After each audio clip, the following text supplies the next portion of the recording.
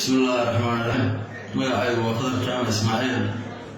waxaan ka soo jeedaa beesha Iibsha Saxaab waxaan ku xiranahay xabsiga dhexe ee Hargeysa waxaan u xiranahay saaxiibkii oo aan dhimashadiisa sabab u noqday muddo 5 sano ka hor oo ka soo jeeday beesha Jibril Abubakar taasoo ahayd wax igu kadisa ama aan ugu talagelin nima isma yiraahdo hooyada dil iyo aabaha iyo walaalka laakiin qadarku ma yaqaano hooyo iyo aabbo iyo walaaltaan ninkaas intuu aan xabsiga igala jiraan ninkaas taabana aad ayuu u xumahay wixii ku dhacay aniguna aad ayaan sidoo kale wax u xumahay inuu saaxiibkay aan dhimashadiisa sabab noqdo balse waxa weeye qadarku muxuu iigu dhacay ama muxuu u dhacay waa dembi waxa si banaan maxaan kaga baxnaa ama aan kaga gudubnaa sidaa daraaddeed waxaan aad uga xumahay inaan dhimashadiisa saaxiibkay sabab noqdo waxaanan maanta go'aansaday maadaama fursad u helay inaan codkayga idin soo gaarsiiyo inaan idin waayo sheegto reer Somaliland reerka Saxaab gaar ahaan reerka xidhnaa Jibril Abubakar haddaan ku horeeyo reerka xidhnahay waxa weeyaan salaadiinta sharafta leh Sultan Abdulrahman Sultan Hassan Sultan Abdulrahman Sultan Bash Suwarawal Sultan waxay sultaankaygii koob adan ka bilaabaya Sultan Ismaaciil Sultan Abdulrahman boqor Maxamed Geelase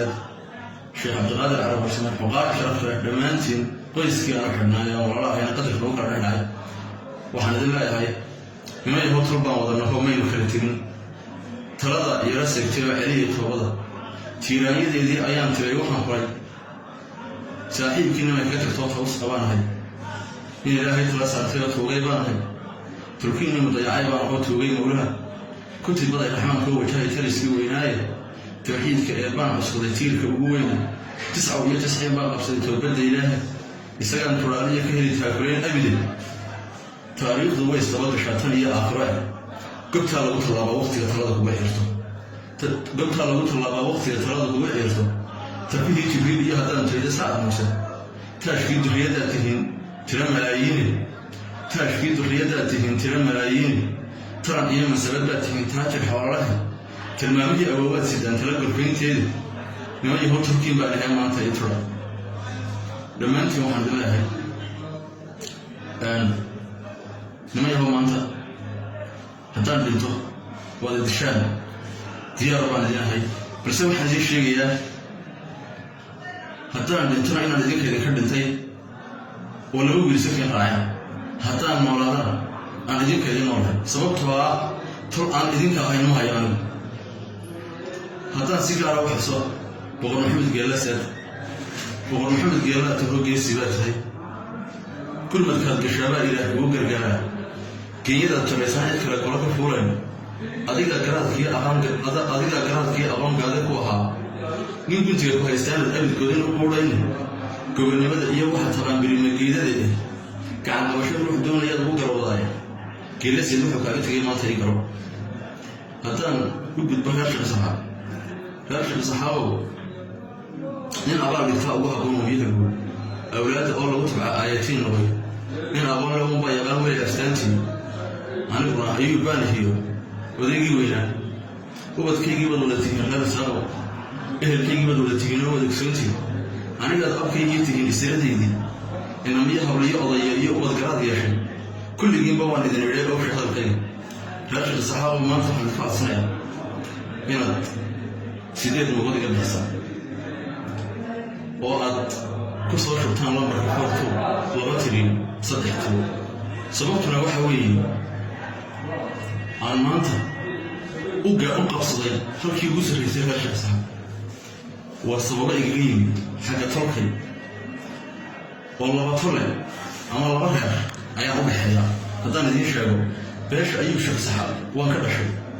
balse waxaan toddoba ugu marka la bixiyaa وأدونك إكشورن بقى اللي موجود شوية إكشورن كله شيء تبدأ أو ما تصور أقرني كلام كلامها عبد اللقية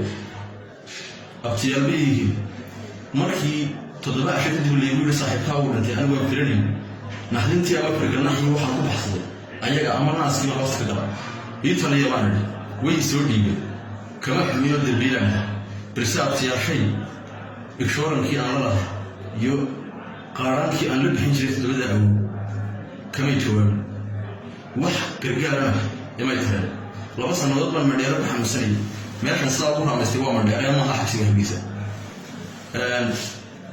وحوي لو بدي النضال يجمع يسوي دون أنت أنا حنا أفر النضال بس كبحية من حبس كانوا وين صدق حنا ديرك واحد يستين حنا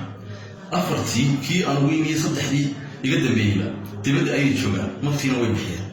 أنا ببرسل ومالنتي ugu horeysay ayuu kayaga yaray bari tagay la diga aan dibigana kala qabo maanta waxaan noqday nin ayuu sheekh saxaab markaan waa sheegtay ku dhintay heerkii aan waxa la hawo kuwa soo dhabarkiisa u jeediyay ayaguna sidoo kale waxay u yiraahdeen intaaba hadii arrinkooda adiga arrin la hayeen ama adiga qaar kale bixinaysay maanta ayagu baahan kale iyaguna sidaas leeg bay dhabarkiisa u jeediyay taasi waxay sababtay markii la soo kayto fuuray يا رب هذا يقول لي حين إن أنا متعرفش في الصحابة ويشهد وأنا ما أنت إذا صار لي أهلي وأتكتم الإسلام وأثق بالمال يسدي هلك واحد قارن وأستخدمني وحوي أنا استخدمني دي يوحي أن مجرد يعني ما دام أنا إذا صار لي أهلي سيدي وجهه شفتين عليها مقال إن ما أنت لو وجهه بتاعه ديننا ليش الصحابة ولا يسوف في الله معنا بس أنا يقول على هذا وحوي ما أنت واحد كرتي إن خيارك هي عن وحنا فوق الغضاء واجب إذن كان دجاجك هي أدرشان وغيرك أنا محرم هي تحب هيك يسوق عسين وجب بدرش صوت وحوي صدق دي محكمات اللي مريبة waxaan ka codsaday in saaxiibkay laga dabaygayo wala qisaas balse ayaga ayay waa awradkeena iyo ku degdegmin qad halka waxaan ku soo gaaray naxariista deeji arxameenyo ee intureeyo ilaahay qadartiisa sida daraadeed waxay awoodaan oo kale heerkaan xornay muddo 5 ama 16 sano ayaan ku dhex noolaa anigoo yar baan burca ka soo weeyay intaaba iyaga dhex joog asxaabteeda boqolkiiba 80 waa iyaga حبسي أنا يوم بيجي واحد أول أنا ما تحل يقام يعفيا ويبطل يقام بس واحد ويا جبته فرق المسؤولية فرق الحقوقية واحد ذكر أن يا مرة خيرها سيجوا بالنملة وحشمته سيدير الموضوع سيجوا جنبه شيخ عبد واحد كروي الشيخ أما أنا كي يقول لي سلطان محمد سلطان عبد القادر سلطان عبد الله سلطان ديري سلطان واحد هي سلطان كي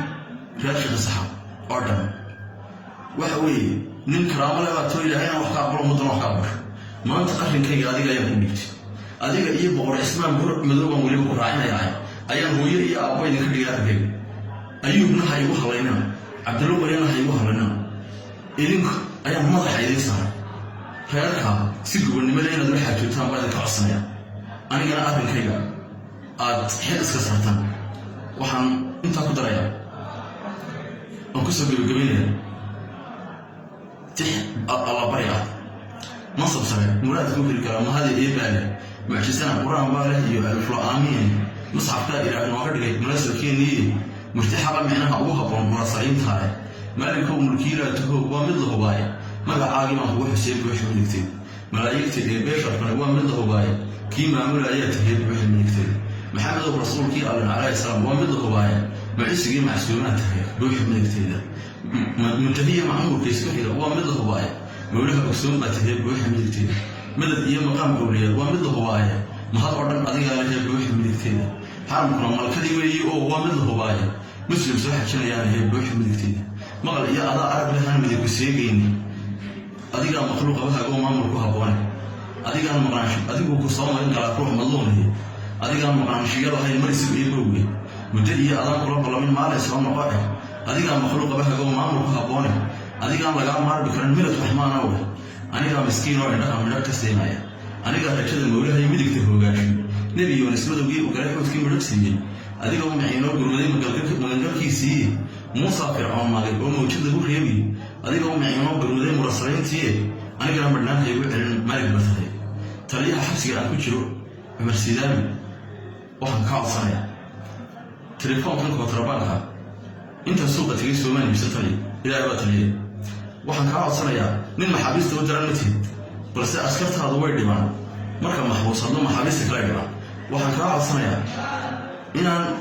dhib aan sababay ama kontrabaanka aan naf baa ii geysay oo itaal kalaan waayay